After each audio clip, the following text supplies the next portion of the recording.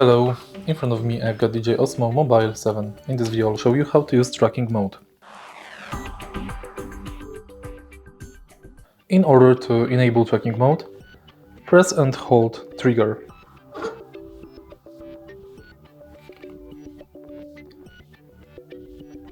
Now you can use gestures. Use the palm gesture to enable to start recording.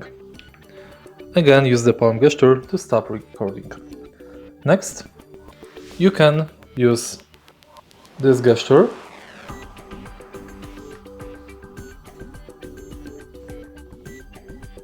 to stop tracking mode until you change your position. Use that gesture again to start tracking mode again. In the end, you can use the photograph gesture, this one.